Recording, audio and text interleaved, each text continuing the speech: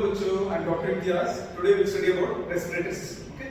Before going into the respiratory system, we'll know what is respiration. Respiration मतलब it's a breakdown of glucose into energy. जैसे आप कोई chocolate खा रहे हैं, चॉकलेट आपको एनर्जी दे रहा है. That is called as respiration. Respiration मतलब basic definition. Ask an exam. आप कैसे define कर सकते हैं? Respiration मतलब it's a process of breakdown of glucose into energy, carbon dioxide and water. Okay, ये रेस्पिरेशन दो स्टेप में होता है, एक प्रेजेंस ऑफ ऑक्सीजन में और एक absence of oxygen. Will see it. Okay, अगर respiration in presence of oxygen होता that is called as aerobic respiration. What is definition of aerobic respiration? The respiration taking place in presence of oxygen, like humans में in presence of oxygen होता है, correct? That is called as aerobic respiration. Okay, अगर कोई respiration in absence of oxygen हो that is called as anaerobic respiration. आपके NCERT में एक clear chart है. See here, glucose a 6-membered carbon compound, it's getting converted into 3-membered carbon compound. ये aerobic respiration और anaerobic respiration दोनों में common है. This first step क्या होगा? Glucose is getting converted into pyruvate. This is 6 carbon compound and this is 3 carbon compound. ये कहाँ पे होगा? साइटोप्लाज्म ऑफ द सेल में होगा. Aerobic and anaerobic दोनों में first step कॉमन. ओके, यहाँ से स्टेप्स चेंज होते हैं. अगर एनर्जी प्रोडक्शन के लिए ऑक्सीजन अवेलेबल है, पायरुवेट को ऑक्सीजन अवेलेबल हो, तो that undergo aerobic respiration in presence of oxygen. ये कहां पे होगा? माइटोकॉन्ड्रिया के अंदर होगा. ये अगर ऑक्सीजन अवेलेबल है पायरुवेट को, it is getting converted into CO2 water and energy in presence of oxygen. Okay, ये कहां पे होगा? माइटोकॉन्ड्रिया. सेम अगर ऑक्सीजन अवेलेबल नहीं है, suppose in case of mitochondria, east के अंदर क्या होगा? इन एब्सेंस ऑफ ऑक्सीजन इथेनॉल और CO2 और एनर्जी में ये कहां पे होगा? ईस्ट के अंदर. ओके, अगर सेम हमारे ह्यूमन बॉडी के अंदर कभी-कभार ज्यादा वर्कआउट करते हैं, ऑक्सीजन अवेलेबल नहीं है, तो our body will shift to anaerobic respiration. Suppose muscle के अंदर क्या होता है? लैक्टिक एसिड का प्रोडक्शन होगा और एनर्जी जनरेट. इसका एक नुकसान ये है, आप बहुत ज्यादा काम करने के बाद जो एनर्जी तो बन रही है आपके पास, आपकी बॉडी में, but along with that lactic acid जो बन रहा है, ये आपका मसल पेन कॉज करता है. इसका ये साइड इफेक्ट है, इसका डिसएडवांटेज है. सो और एक डिसएडवांटेज क्या है? एरोबिक और एनारोबिक रेस्पिरेशन में, एरोबिक रेस्पिरेशन में more amount of ATP generated, मतलब जो एनर्जी प्रोड्यूस हो रही है एरोबिक रेस्पिरेशन में वो बहुत ज्यादा है compared to anaerobic respiration. So this is मतलब एक बहुत ज्यादा इसका एडवांटेज है. नेक्स्ट, अब एक एनर्जी बनी, ये एनर्जी कहां यूज होती है? ये जो एनर्जी बनी, अब एनर्जी रिलीज हुई, रेस्पिरेशन हुआ, एनर्जी रिलीज हुई. एनर्जी का हम लोग एटीपी बनाने में यूज करते हैं. कैसे? एटीपी कैसे बनता? एडीपी बोल के एडिनोसाइन ट्राइफॉस्फेट कंपाउंड, उसको क्या करता? इनऑर्गेनिक फॉस्फेट के साथ मिलके एटीपी बनाता. Okay, this ATP is our energy currency. जैसे आप दुकान में जाके कैश एक्सचेंज करते हैं, सेम आप सेल से कुछ काम करना है, सेल से कुछ काम लेना है, तो आप उसको एटीपी चाहिए. एटीपी नहीं रहा तो सेल विल नॉट. सेल का काम क्या है? जैसे सिंथेसिस है, रेप्लिकेशन है, डीएनए रेप्लिकेशन है, या फिर ग्रोथ है, आपका मसल कॉन्ट्रैक्शन है, जो भी आपका सेल का फंक्शन, जो फिजियोलॉजिकल फंक्शन है, that is done with the help of ATP. अगर आप इस एटीपी को ब्रेक करें तो 30.5 किलो जूल पर mole of energy is release. एक एटीपी को ब्रेक करके इतनी amount of energy is release. Okay, अब अलग-अलग ऑर्गेनिजम्स, सपोज हम यहाँ पे एरोबिक रेस्पिरेशन को थोड़ा डिटेल में पढ़ेंगे. एरोबिक रेस्पिरेशन, अब जैसे मेरा रेस्पिरेशन मैं कैसे ब्रीथ कैसे इनहेल कैसे कर रहा हूँ? Through air. अब एयर ले रहा हूँ बाहर से, मेरे एनवायरनमेंट में एयर है, that is only an inhaling. But जो एक्वाटिक एनिमल्स है वो कैसे इनहेल करते हैं? टेक वाटर थ्रू माउथ से पानी लेके they will send it to the gills. Okay, वहां से क्या करता है? गिल्स क्या करते हैं? जो डिसॉल्व्ड अमाउंट ऑफ ऑक्सीजन है वो एब्सॉर्ब करते हैं. बट इसका डिसएडवांटेज क्या है? जो डिसॉल्व्ड ऑक्सीजन है वाटर में, that is less compared to the oxygen in the air. Air के अंदर बहुत ज्यादा ऑक्सीजन है, बट वाटर के अंदर डिसॉल्व्ड ऑक्सीजन कम है. So the aquatic animal has to respire more frequently. Human से ज्यादा रेस्पायर करना पड़ता to get the desired amount of oxygen. उनको ऑक्सीजन का डिमांड सेटिस्फाई करने के लिए बहुत ज्यादा रेस्पायर करना पड़ता है. Okay, now we will see in detail about the human respiratory system. Okay, this is the human respiratory system. जैसे आप पहले एयर कहां से ले रहे? नॉस्ट्रल से एयर लिए, यहाँ से आई एयर, नॉस्ट्रल से कहाँ गई? Nasal passage.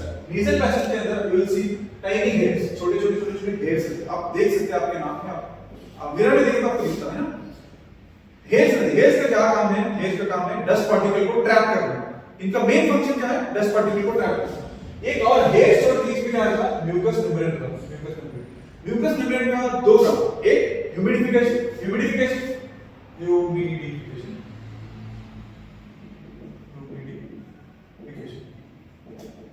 आप घर में ह्यूमिडिफायर्स यूज करते हैं to control the temperature of the air. Same यहाँ पे ये म्यूकस मेम्ब्रेन क्या करती है, जो आप अगर हॉट एयर ले रहे हैं या फिर ड्राई एयर ले रहे हैं, इसको मॉइस्ट करके जो आपके बॉडी का टेंपरेचर है उसको मैच करके उस हिसाब से एयर अंदर जाए।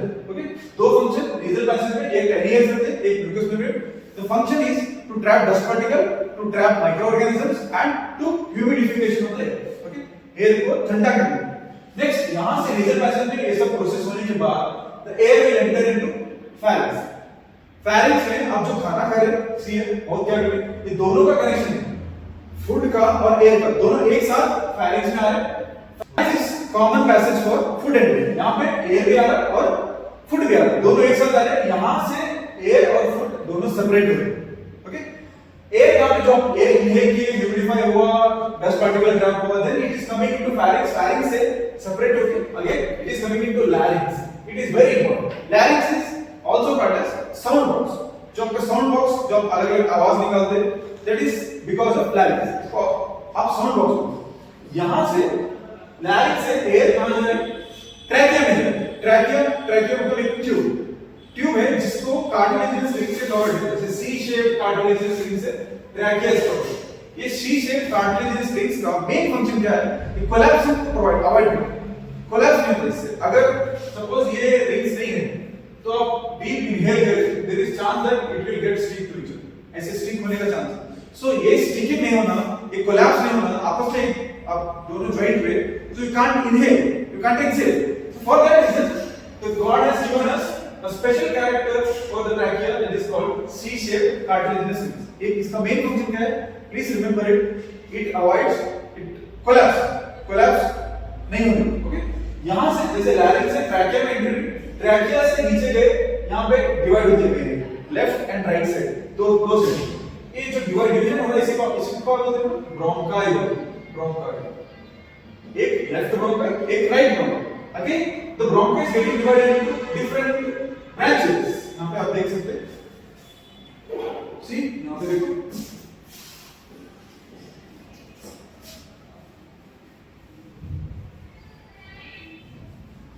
सी हियर, यहाँ पे divide, this is called as bronchi, correct? ये लेफ्ट एक राइट, दो साइड में divide, it is called as bronchi. The bronchi again it is dividing further. Okay?